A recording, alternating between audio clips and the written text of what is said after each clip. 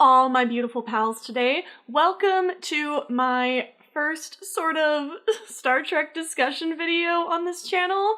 I did promise over on Twitter that I would start doing some of these, so if you want to hear some opinions, stick around. It felt only right to kind of start mixing more Star Trek adjacent content in on my other platforms, given that my Twitch has really only grown because of Star Trek Online content over there. So here we are, discussing Star Trek. And I've got some notes here because I'm trying to limit myself and not ramble on too much, because honestly, I could go on like forever about this topic, but I'm trying to kind of test the waters before I start just making 30-minute video essays on this channel. So I'm kind of challenging myself here, keep on topic mostly. So this is something that actually bothers me in a lot of fandom discussions, so I thought it would make a perfect sort of first discussion video topic. And the camera battery's already died once, so that's how today's going.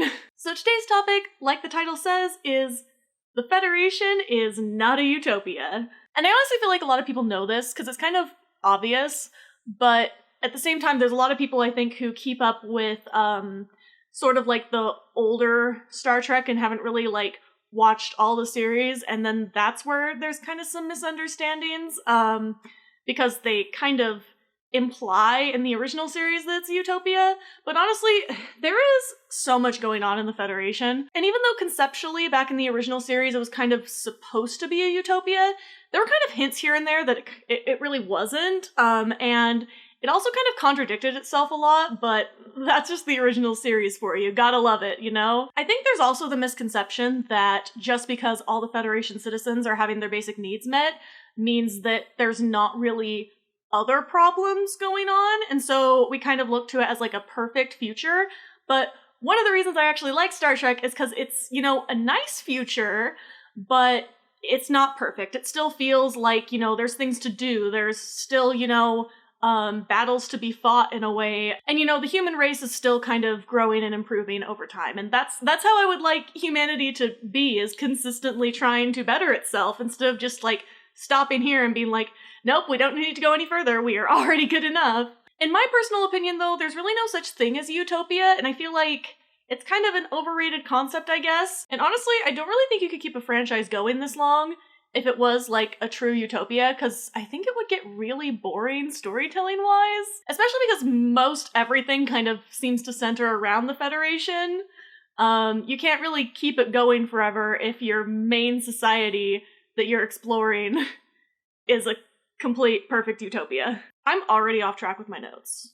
Going well so far. So one of the other reasons I really wanted to make this video is because I've kind of been rewatching a couple episodes of Deep Space Nine here and there, and I feel like Deep Space Nine is the series that really explored these concepts more thoroughly, because we had like hints here and there, like there's something a little like suspicious about the Federation, but in Deep Space Nine we really solidify that the Federation is not perfect. The Federation makes a lot of mistakes, and so does everybody in it. So we're mostly going to be talking about that series with a few other things mixed in, because this is more of an overarching, like, concepts within the Federation video, and not just a Deep Space Nine video. So definitely this video is going to have major spoilers for Deep Space Nine, Discovery, and Picard, 100%.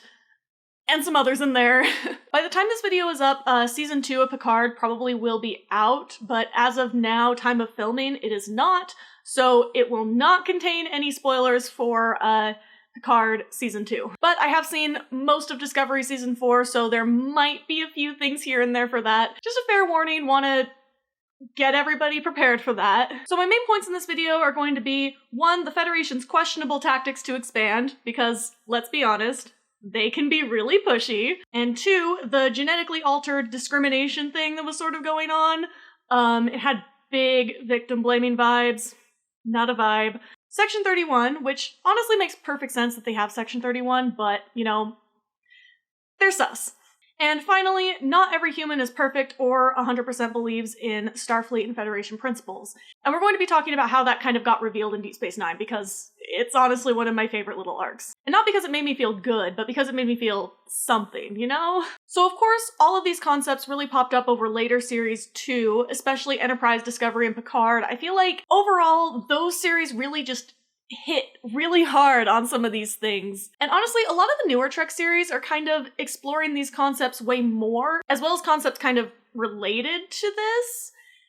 And it might just have something to do with the times, but it might just be that maintaining the illusion that the Federation is, like, perfect and up on a pedestal makes for not as exciting storytelling as it is if there's, like, something going on in the background, you know? Like, they have to keep it fresh somehow. I personally really love exploring these concepts because it kind of brings the stories closer to home by actually involving humans instead of just relying on metaphors that are carried by different alien races. Like, don't get me wrong, I love a good metaphor. I really like that form of storytelling that was more popular in the original series and Next Generation. And Next Generation, I'm not discounting Next Generation's contribution, because they did get pretty deep in certain episodes, like Conspiracy is one really big example, but you still had a lot of it in that very episodic format where everything was kind of isolated, so you didn't get to explore, like, the arc of all this in the same way that you did in Deep Space Nine, if that makes sense. Which I honestly think is what kind of contributes to Deep Space Nine being so popular. I feel like I'm hearing more and more stories about people just starting with Deep Space Nine and loving it so much they just jump right into the newer Trek. Like, of course, you can start at any point and enjoy Star Trek kind of any way you want, in my opinion, but I just feel like I'm hearing that more and more, and I wonder if it's just because Deep Space Nine just feels really relevant right now. So let's go a little deeper into some of these points. So first, let's talk about the Federation's questionable tactics. This is where I'm going to talk a lot about Deep Space Nine, honestly. The Federation put a ton of pressure on Sisko to bring Bajor into the Federation, and so honestly, it's no wonder that he was so stressed all the time. And really, it's no wonder that even from the very beginning, he was like, I don't really want this assignment, but what made him actually stay on and keep it was his love and care for the Bajoran people and wanting to genuinely help them. The way that Sisko just seemed to treat every kind of step that the Bajorans went away from Federation membership just really shows how much pressure was being put on him. Like, it was taken like a personal failure. It wasn't like a Starfleet failure. It was like a him thing, you know? And even though it wasn't explicitly mentioned in every episode, it was explicitly mentioned in the first episode and a few others like later down the line. And things kind of got worse over time because it got to the point where Federation higher-ups were actively criticizing Sisko for getting too close and too involved with the Bajorans because he was seen as their emissary. And at first he's, you know, very resistant to that, but as the series goes on, he kind of accepts it more and really tries to get close to this culture and their people. And really, that's what he should have been doing. He should have been, you know, trying to better respect them and their culture and their independence, and doing what was in the best interest of Bajor, not in the best interest of the Federation. Honestly, if you want to get really deep with this, just think about how the Federation a lot of the time actually represents America. Just food for thought. But I think even more generally, it's a perfect metaphor for the way powerful nations in general tend to treat less powerful nations and even just individual groups a lot of the time. And people still say that Star Trek didn't used to be woke. Like, this was in the 90s. This was back in the 90s. And they were kind of pushing this direction already with Next Generation before Deep Space Nine actually came along. Basically, it was a logical next step that they would get to this point. The way that these themes are presented in Deep Space Nine really shows, like, this was a really important issue to a lot of the writers. Like, it was very important to them that this message was conveyed because it keeps coming up multiple times. And then once Deep Space Nine kind of laid that foundation, it definitely carried on to the later series, how they developed themselves. I'm especially thinking about Discovery and Picard because they show futures of the Federation, and I think they both very logically show the way that the Federation would have evolved based on these things that popped up earlier on. I just think they're both done really well. You can disagree. Like, if you thought the Federation was making maybe questionable choices in the 24th century, they are definitely making even more questionable choices hundreds of years later. When it comes down to it, most of what the Federation does really seems to be centered around self-preservation, and that's why they're so determined to expand. The Federation kind of believes that they're the most important power in the galaxy, which is not always the best attitude. This actually ties in better with some of the other points, so I'm going to switch around the order a little bit. Not every human is 100% adhering to Starfleet and Federation standards. And this one has been around since the original series days, and it appeared as a theme in a few episodes, but it was treated more as like a rare exception. Like, the good ones did not do this stuff, basically. It was kind of really rare for a human to actually be the problem, despite the humans doing many problematic things regardless, they weren't always treated like they were problems as they should have been. You know, product of its time and everything. Like, half the time when a human is the problem, it's the fault of some, like, alien virus, or they're being possessed, or something like that, you know? Or it's the mirror universe. That too.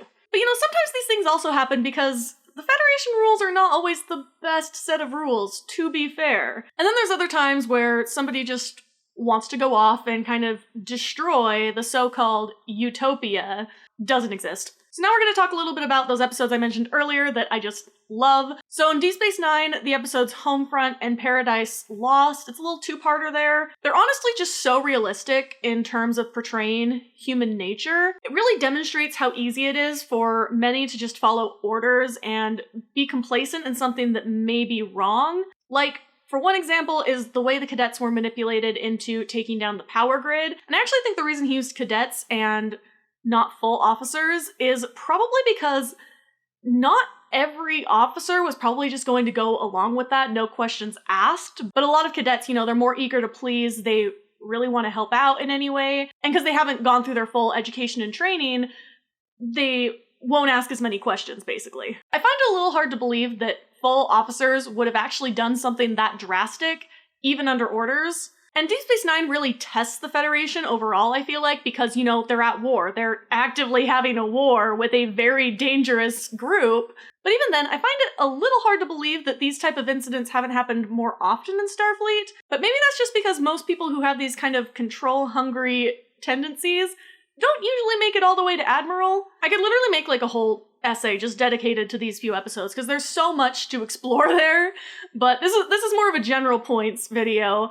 The paranoia that took hold because of the war just felt very, very grounded. And even though Leighton was absolutely out of line and I don't like him at all, he really felt like a realistic character with realistic fears, and that's what drove him to this extremism. And he was a really realistic antagonist for the little mini arc there. But of course, since then, I feel like we've seen many humans just go off the deep end.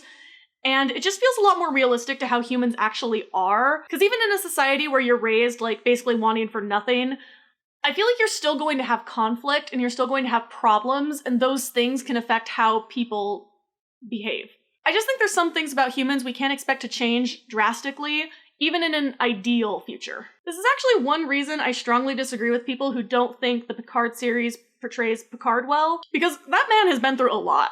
And I think it's really only logical he'd have a breaking point. We saw him continue to function despite extreme trauma from both the Borg and other incidents. You know, remember, there are 4 lights, all throughout his Enterprise command. He's also established in The Next Generation as a person who really likes to do things his own way, so it's not that much of a surprise that he eventually bumped heads with Starfleet to the point that he just left. Alright, I think that's enough about that point. I'm trying to move on, this has been so long. Alright, so the genetically altered discrimination. This is actually something I really want to cover more in depth when I eventually do my Dr. Bashir video. But I really want to touch on it here because I think it's actually a really important issue that did not get brought up much past Deep Space Nine, and I feel like it could be. So from what we kind of know, it seems that most genetic alterations are performed when children are very young, so the decision to be altered is made by the parents and not the child. Because of this, it seems actually very weird to have consequences come out on the genetically altered child. Bashir's career was threatened, and the burden was on him to keep the secret his entire life because of his parents' choice, which it's so messed up. It really is just messed up. Now, of course, Bashir didn't lose his career because his parents did eventually pay the consequences, but the fact that it was ever a thing was extremely messed up. This is obviously an issue that the Federation feels very strongly about, and it's therefore one of the forms of discrimination that exists within an organization that claims to have moved beyond bigotry, though we know that a lot of humans are still xenophobic, or even just outright racist to other alien races, so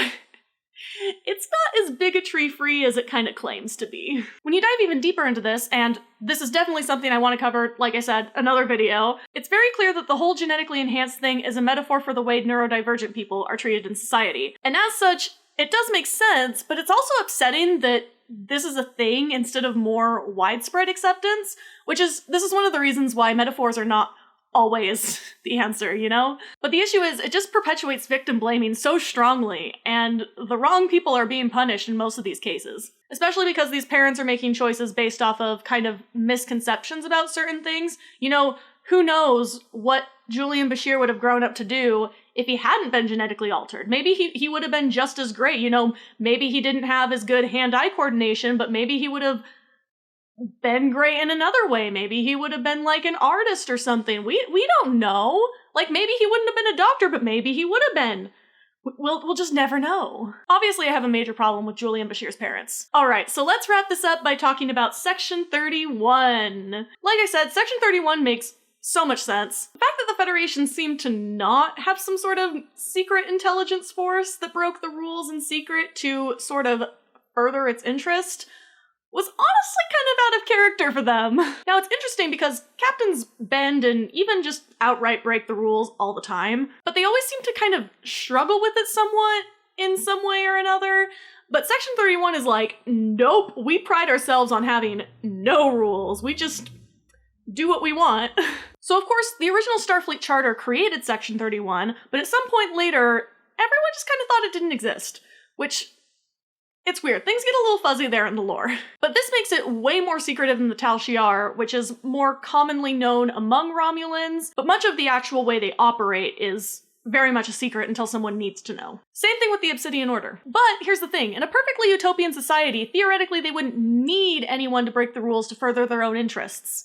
In fact, if they really wanted to be a utopia, why do they just keep expanding? The core problem here is that the Federation is always in everybody else's business, and sometimes they are trying to genuinely help, and then other times they're trying to help, where the best interest of the people involved is not always their top priority. It's them. It's the Federation. But this is why Section 31 continues to need to step in and facilitate some things, especially during wartime, like the Dominion War. Sus. But honestly though, one of my major wishes for a new Trek series is to see more Section 31. Especially like in the era where no one thinks it exists until that one Deep Space Nine episode. But what we got in Deep Space Nine and Enterprise and Discovery was just really great and really interesting. I'd love to see more. I honestly hope we maybe see a little bit of it in Strange New Worlds. That could be fun. I don't know. Alright, so that was way longer than I intended it to be, but if you made it through to the end, thank you so much for watching. I'm always happy to have some discussions in the comments or on Twitter or wherever. But yes, make sure to leave a like if you would like to see more of these videos and subscribe because I'm definitely going to be doing more of them. I'm going to be doing like a little beauty content, a little cosplay content, and a lot of Trek content. I haven't decided my exact ratios yet, and then of course music. Obviously. I don't have the energy or resources to put everything on a separate channel, so you're gonna get a little bit of everything, but I'm definitely going to try to focus on cosplay and Star Trek content because that is what most people wanted to see. I've been running a lot of polls recently on Twitter and Discord and other places. But anyway, once again, thank you so much for watching, and hopefully I will see you next time. Bye!